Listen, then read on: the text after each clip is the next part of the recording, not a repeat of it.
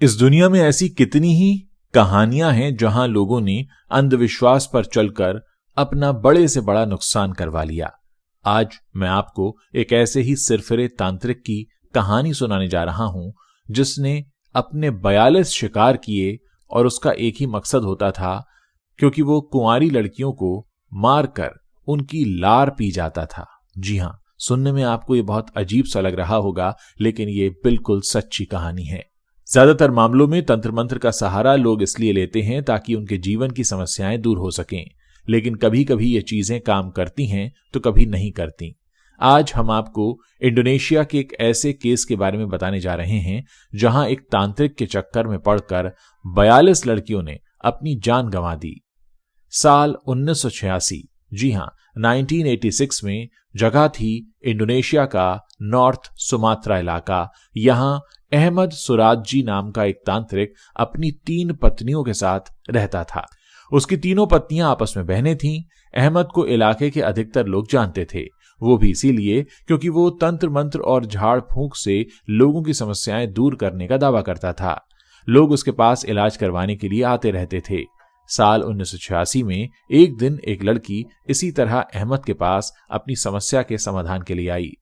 अहमद उसे इलाज के नाम पर अपने गन्ने के खेत में ले गया। उसने वहां पहले से ही एक गड्ढा खोद रखा था। अहमद ने लड़की से कहा कि तुम इस गड्ढे में बैठ जाओ। वो लड़की उसके कहने पर जैसे ही बैठी, अहमद ने तंत्र साधना करनी शुरू कर दी। वो काफी सारे मंत्र बोलकर धीरे धीरे गड्ढे में मिट्टी डालने लगा। ये सब देखकर लड़की घबराने लगी। उसने तांत्रिक से पूछा कि आप क्या कर रहे हैं? अगर आप इसी तरह मुझ पर मिट्टी डालते रहे तो मैं इसमें दब जाऊंगी। तांत्रिक ने उससे कहा कि तुम साधना में विघ्न मत डालो, तुम्हारा इलाज इसी तरह होगा। यह तंत्र साधना की एक प्रक्रिया है। फिर वो लड़की पर और ज्यादा मिट्टी डालने लगा। एक समय ऐसा आया कि मिट्टी लड़की की गर्दन तक जा पहुंची। अब वो हिलडुल भी नहीं पा रही थी। फिर अहमद ने एक रस्सी ली और उसका गला घोंटकर उसे मार डाला। इसी दौरान लड़की के मुंह से लार गिरने लगी। अहमद ने जैसे ही वो लार देखी, वो खुशी से झूम उठा और उसने तुरंत उस लार को पी लिया। फिर लड़की को उसने गड्ढे से बाहर निकाला, उसके सारे कपड़े उतारे और पास में ही उसके शव को दफना दिया। उसने इस बात का भी ख्याल रखा कि लड़की के शव का सिर उसके घर की तरफ हो, लेकिन उसने ऐसा क्यों किया, क्या थी इसके पीछे की वजह, आइए अब आगे की कहानी में समझते हैं। डेली स्टार में छपी रिपोर्ट के मुताबिक इस घटना से एक हफ्ते पहले ही अहमद के पिता उसके सपने में आए थे। वो भी अपने समय के जाने माने तांत्रिक रह चुके थे। उन्होंने अहमद को सपने में कहा कि तुम्हें अपनी शक्तियां बढ़ानी होंगी ताकि तुम लोगों का और अच्छे से इलाज कर सको, और अपनी शक्तियों को बढ़ाने के लिए तुम्हें 70 कुंवारी लड़कियों की, जिनकी शादी न हुई हो, उनकी लार पीनी होगी। लेकिन ध्यान रहे कि वो लड़कियां मरी हुई हों। अहमद भी यह सपना देखने के बाद सोच में पड़ गया कि वो 70 मरी हुई लड़कियां कहां से लाए जिनकी वो लार पी सके।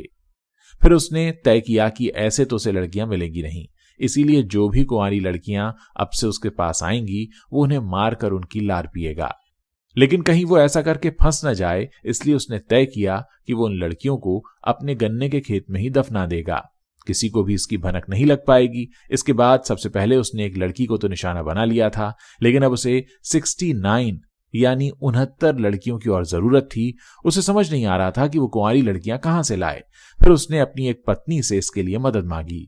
उसने कहा कि वो लड़कियों को किसी बहाने उसके पास लाने का जुगाड़ करें। उसकी पत्नी ने उसे सलाह दी कि वो वेश्याओं को आसानी से अपना शिकार बना सकता है। वो उन्हें पैसे देकर अपने साथ भी ला सकता है, और बाद में जब उनका मर्डर हो भी जाए तो भी कोई उनके बारे में पूछने वाला नहीं होगा। इसके बाद अहमद हर रोज बाजार जाता और एक वेश्या को अपने साथ ले आता। फिर उसे भी बहाने से गन्ने के खेत में बने गड्ढे में बैठने को बोलता। फिर उस पर मिट्टी डालकर और गला घोंटकर मार डालता। इसके बाद उनके मुंह से जो लार निकलती, उसे पीने के बाद उसी तरह उनके शवों को भी खेत में दफना देता।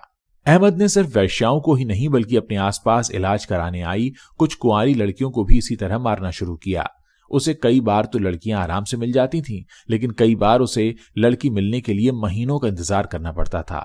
इसी तरह 11 साल बीत गए, जिसके बाद समय आया 24 अप्रैल 1997 का, जब कमला देवी नाम की एक युवती अपना इलाज करवाने के लिए उसके पास पहुंची। वो कमला को उसी तरह गन्ने के खेत में लेकर पहुंचा और उसे गड्ढे में बैठने को कहा। अहमद ने उसे कहा कि इसी तरह का इलाज करके तुम्हारी समस्या दूर हो सकती है। कमला भी उसकी बात मान गई और गड्ढे में बैठ गई। फिर अहमद ने भी उसे बाकी लड़कियों की तरह मार डाला और जमीन में गाड़ दिया, लेकिन इस बार उसे ऐसा करना भारी पड़ गया। दरअसल एक शख्स उस रास्ते से गुजरा करता था। उसने देखा कि यहां हमेशा नया गड्ढा खोदा गया होता है, कुछ तो यहां गड़बड़ है। जिसके बाद उसने कमला वाले गड्ढे को खोदना शुरू कर दिया, क्योंकि वो सबसे नया गड्ढा था। जैसे ही उस शख्स ने उस गड्ढे को खोदा तो उसे उसमें सबसे पहले इंसानी उंगली दिखाई दी। वो ये सब देखकर डर गया। फिर उसने आसपास के लोगों को बुलाया और पूरी बात बताई। कुछ ही देर बाद लोगों ने पुलिस को बता दिया। पुलिस ने कमला की लाश को बाहर निकाला और मामले की जांच शुरू कर दी। जांच में पता चला कि इस महिला को तो एक रिक्शे वाला लेकर जा रहा था। पुलिस ने जल्द ही उस रिक्शा वाले को ढूंढ निकाला। पूछताछ में उसने बताया कि कमला को उसने अहमद के घर पर छोड़ा था, फिर वो वहां से चला गया। पुलिस तुरंत उसके बाद अहमद के पास पहुंची और उसे पकड़ लिया। फिर पुलिस ने उससे पूछताछ शुरू की। पहले तो अहमद मुकर गया। उसने कहा कि वो उस युवती को जानता ही नहीं है। पुलिस को उस पर शक हुआ तो उन्होंने उससे सख्ती से पूछताछ की। जल्द ही अहमद टूट गया और उसने सारी कहानी पुलिस के सामने बता दी। उसकी बात सुनकर पुलिस वाले भी दंग रह गए। अहमद ने बताया कि उसने अब तक 42 लड़कियों को मारकर उनकी लार पी है। उसने कहा कि अभी उसे 28 और लड़कियों को मारना है, तब जाकर उसका टारगेट पूरा होगा। पुलिस ने उसे कोर्ट के सामने पेश किया, जिसके बाद उसे मौत की सजा सुनाई गई, जबकि उसका साथ देने के लिए उसकी एक पत्नी को उम्र कैद की सजा हुई। 10 जुलाई 2008 के दिन जब अहमद की सजा का दिन आया तो उससे उसकी अंतिम इच्छा पूछी गई, जिस पर उसने कहा कि वो अपना टारगेट पूरा करना चाहता है, 70 मृत लड़कियों की लार पीकर। पुलिस उसकी ये बात सुनकर एक बार फिर हैरान रह गई कि इस शख्स पर कोई असर हुआ ही नहीं, जिसके बाद उसे कोर्ट के आदेशानुसार गोलियों से भूनकर मार डाला गया।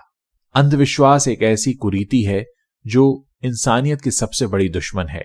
अंधविश्वास की वजह से अक्सर पढ़े लिखे लोग भी कुछ ऐसे काम कर गुजरते हैं कि जिसके बाद उनकी जिंदगी पहले जैसी नहीं रहती और कई बार अक्सर वो अपने आसपास की जिंदगियों को भी इसमें स्वाहा कर देते हैं। आप सभी से निवेदन है कि अंधश्रद्धा से दूर रहिए। हमारा संविधान भी वैज्ञानिक चेतना के आधार पर लोगों को सोचने समझने की सलाह देता है।